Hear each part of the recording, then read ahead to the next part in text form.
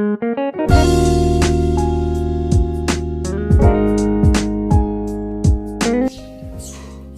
keluarga Fransipa, salam jumpa.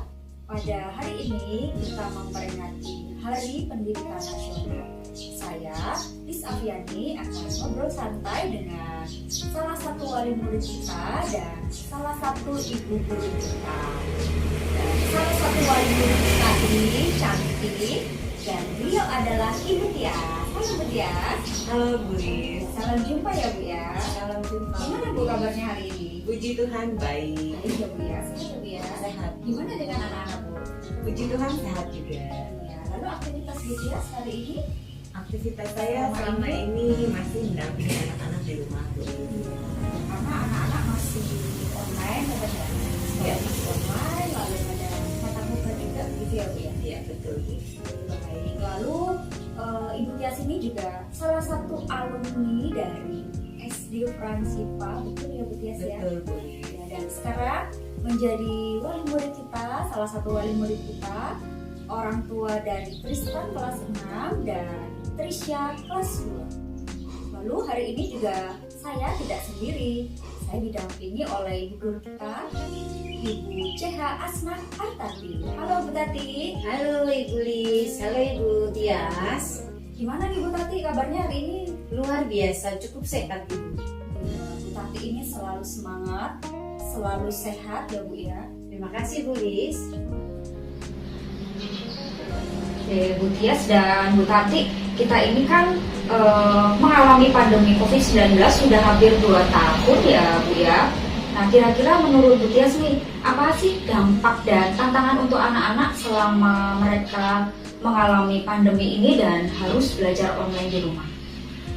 Kalau dampaknya terutama buat anak-anak ya Bu Lis pasti penurunan perkembangan sosialisasi Bu. Karena di era pandemi ini anak-anak kan hanya terkungkung di rumah saja Bu. Nggak bisa keluar, nggak bisa sekolah, tidak bisa les, seperti itu. Yang kedua juga kemandirian anak-anak semakin berkurang karena dengan belajar di rumah otomatis lebih santai, bangun lebih siang, interaksi dengan guru juga berkurang karena kan sifatnya hanya satu arah ya Bu, mendengar saja, begitu sih. Iya. Selain itu Bu, apakah selama ini ada kolaborasi antara ibu dengan guru dan anak? Bisa diceritakan? Bisa dong Bu, kolaborasi itu pasti muncul misalnya ketika guru memberikan tugas dalam bentuk video. Kalau video kan pasti orang tua yang berperan Bu, orang tua yang banyak mengambil video. Kemudian tugas-tugas keterampilan juga pasti orang tua yang sedikit banyak membantu anak-anak lah Bu, begitu. Berarti interaksi antara orang tua dan anak lebih banyak ya Bu ya? Iya betul, itu juga mungkin kelebihan dari, bukan kelebihan ya, tapi dampak yang positif dari pandemi ini Bu, mendekatkan hubungan antara orang tua dengan anak-anak gitu. Oke, terima kasih. Selain itu Bu, hal apa atau hal yang baik, yang positif yang bisa dipelajari dari pandemi COVID-19 ini Bu? Dan apakah ibu itu dalam mendampingi anak-anak sekolah belajar online ini di rumah itu butuh kesabaran yang luar biasa Bu? Pasti dong Bu, untuk orang tua pasti semua harus sabar ya Bu ya. Bu guru juga di sekolah juga pasti sabar ya Bu. Kalau untuk dampak yang positif sih pasti peningkatan pengetahuan akan digital dan komunikasi ya Bu, yang pertama. Karena tidak hanya anak yang harus belajar, tapi orang tua dan guru juga sama-sama belajar. Yang kedua juga dengan meningkatnya kemampuan digital pasti kreativitas anak-anak bertambah juga Bu gitu.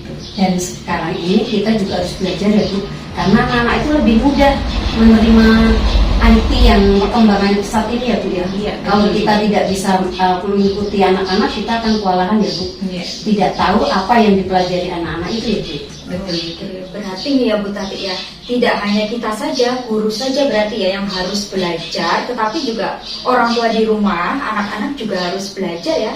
Iya Bu, betul. Harus mengasah keterampilan, mengasah kreativitasnya berarti ya Bu ya. Iya Bu. Oke, baik, kalau begitu Ibu Tias, apakah ada pesan-pesan mungkin untuk orang tua yang ada dimanapun di Hari Pendidikan Nasional ini? Pesan untuk orang tua pasti yang pertama tetap sabar ya Bu Lis yang mendampingi anak-anak yang di rumah.